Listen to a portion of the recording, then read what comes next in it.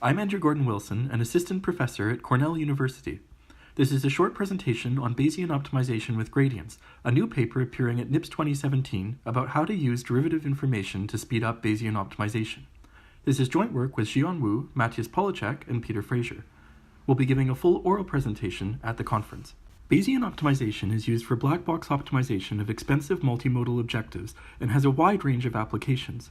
However, unlike most optimization methods, Bayesian optimization typically doesn't use derivative information, and we can imagine such information would be quite useful. Suppose we want to help some friends with a scavenger hunt by saying, look in that direction, or look in this direction. Our friends would hopefully find what they are looking for more quickly. In this work, we are thinking about how we can best use derivative information to find what we're looking for in Bayesian optimization more quickly. Gaussian process regression is often used to model our objective function in Bayesian optimization. And fortunately, Gaussian processes can naturally accommodate derivative observations. If we have a Gaussian process f with mean mu and kernel k, then its derivative is a Gaussian process with mean equal to the derivative of mu and kernel equal to the derivative of k. We can thus easily condition on gradient observations to update our posterior. In the panel on the left, we have a Gaussian process posterior distribution over functions conditioned on observations given by red crosses. In the panel on the right, we show the updated posterior after also observing derivative information given by the slopes of the red line segments. However, it really matters how we use this gradient information in Bayesian optimization. In the bottom row, first panel, we have a GP distribution over our objective, having observed 4 points without gradients. In the next panel, we see two different acquisition functions, EI in green and KG in red, telling us at their maximum value which point to query next in our search for optimizing the objective.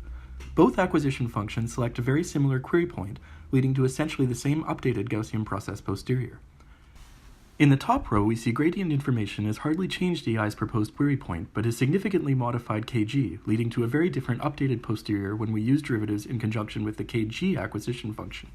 Our contributions include a novel acquisition function that outperforms EI with derivatives and a novel estimation of this acquisition function using the envelope theorem, batch evaluations, noisy and incomplete derivatives, and value of information-based retention of single-directional derivatives for scalability, applications in kernel learning, logistic regression, deep learning, and k-nearest neighbors, further revealing where gradient information is most valuable, and a theoretical analysis of our approach to Bayesian optimization with derivatives showing Bayes optimality and asymptotic consistency.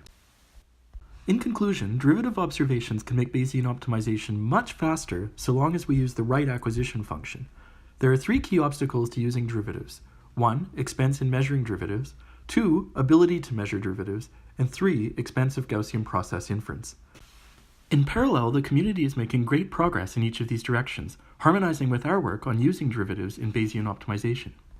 In the future, we can envision a time when Bayesian optimization with gradients is applied to inexpensive objectives where standard gradient-based optimizers are used today, but with faster convergence and robustness to multimodality. Code is available, and we look forward to seeing you at NIPS.